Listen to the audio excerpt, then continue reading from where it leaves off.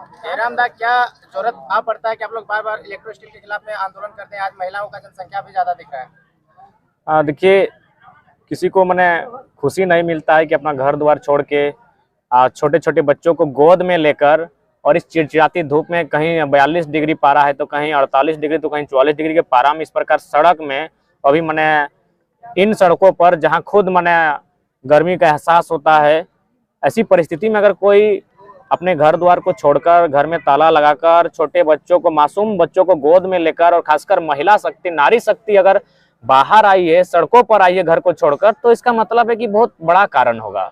कहीं ना कहीं बहुत बड़े दुख में वे लोग हैं, इसी कारण वे आज घर का त्याग करके बाहर आए। देखिए, इलेक्ट्रो स्टील की जहां तक बात है, आज से लगभग 2-3 सप्ताह पूर्व त्रिपक्षीय वार्ता हुई थी चंदन क्यारी ब्लॉक के भीतर, जिसमें चंदन क्यारी ब्लॉक के सीओ, 2 थाना प्रभारी और मैनेजमेंट के लगभग 10 सदस्य थे जो शायद पदाधिकारी थे, और उनके बीच 12 मांगों को लेकर वार्ता हुई, जिसमें पानी, बिजली, सड़क, रोजगार, नियोजन और जिस प्रकार जमीनों को गलत तरीके से अधिग्रहण किया जा रहा है उस पर अंकुश लगाना, माने उनको इंसाफ करना, इस तरह 12 मुद्दे थे जिनको लेकर वार्ता हुई और लगभग लगभग उन पर हामी भरी गई।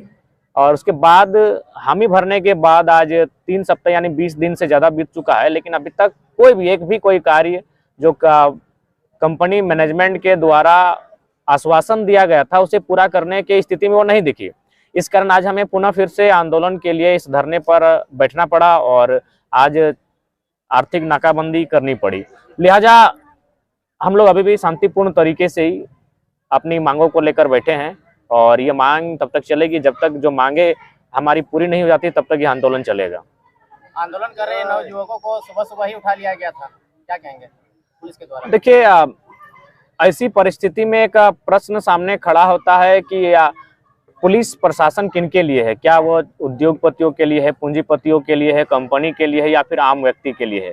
यदि आम व्यक्ति के लिए है पुलिस प्रशासन, तो निश्चय ही उन्हें प्रबंधन को वार्ता के लिए तैयार करना चाहिए था, प्रबंधन पर जोर डालना चाहिए था। वो हमेशा ग्रामीणों पर ही जोर क्यों डालती है? ग्रामीणों को उठा कर ले जाना, उन्हें दबाव बनाना, लाठीचार्ज कर देना, कभी प्रबंधन पर भी? अगर भारत देश में समता का अनुपालन होता है, भारत की संविधान जो स्वतंत्रता और समानता की बात करती है, अगर वास्तव में इसका अनुपालन होता है तो कंपनी पर भी दबाव बनाना चाहिए। प्रशासन में इतने बड़े बड़े ऊंचे पदाधिकारी बैठे हैं, अपने पद का उपयोग करते हुए कंपनी के जो मैनेजमेंट हेड है उनसे बात करनी चाहिए, उन पर दबाव बनाना चाहिए कि भाई आखिर क्या समस्याएं लोगों की सुनी जाए, क्यों आखिर लोग हमेशा आंदोलन के लिए बाध्य होते हैं। तो ऐसा ना होकर एक पक्षीय कार्य होता है। जब भी प्रशासन कार्य करती है, एक पक्ष होकर करती है, हमेशा ग्रामीणों को ही टारगेट करती है, रैयतों को टारगेट करती है, उनको टारगेट करती है जिनके कारण आज ये कल कारखाने जिनकी जमीनों पर खड़ी है। तो कुल मिलाकर साल भर के आंदोलन में जो चीजें देखने को आई, अगर आम व्यक्ति की लड़ाई आम व्यक्ति से, तो वहां निष्पक्ष और माने न्याय की उम्मीद आप कर सकते हैं। लेकिन यदि आम व्यक्ति की लड़ाई जरा सा भी अगर धनी व्यक्ति के साथ मुकाबला है और खासकर कंपनी की बात करते हैं, तो मुझे लगता है ऐसी परिस्थिति में आप बहुत बड़ा आंदोलन की आवश्यकता होती है। क्यों आंदोलन करें? एक बात बताइए, अगर हमारा जीवन हमेशा आंदोलन करने में बीत जाएगा, कल आंदोलन में थे, परसों हम लोग आंदोलन में थे, अगर रोज रोज आंदोलन ही करेंगे तो आम व्यक्ति कब माने 2 जून की रोटी कमाएगा और खाएगा और अपने परिवार के साथ जीवन बिताएगा और इस स्वतंत्र भारत में स्वतंत्रता का अनुभव करेगा? आम व्यक्ति का तो जीवन जैसे लगता है कि आंदोलन के लिए हुआ है। कोई नहीं चाहता है कि आंदोलन हो। क्यों आंदोलन हो भाई? हमारा अधिकार है, जमीनें हमने दी है, जमीन दान हमने दिया है, तब आपकी फैक्ट्री है, तब जाकर आपकी कंपनी खड़ी हुई है।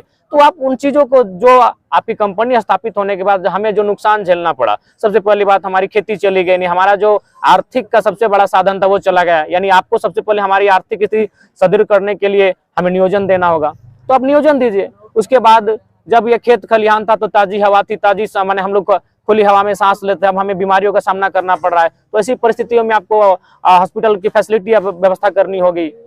हमारे खेत खलिहान बंजर हो रहे हैं, दूषित हो रहे हैं, प्रदूषित हो रहे हैं। तो ऐसी परिस्थिति में जो मांगे हैं उन मांगों को पूरा करे और कंपनी अपना कार्य करे। कार्य के लिए कोई बाधित नहीं किया है, लेकिन आप अपने आप को फायदा पहुंचाने के लिए ग्रामीणों की उम्मीदों को तोड़ेंगे, हमारे स्थान पर बाहर के लोगों को नियोजन देंगे, हमारी जमीनों को जबरन अधिग्रहण करेंगे, तो ये कोई बर्दाश्त नहीं करेगा। और झारखंड तो अब कतई बर्दाश्त करने के मूड में नहीं है। अब हम लोग लड़ाई को आर पार की लड़ेंगे।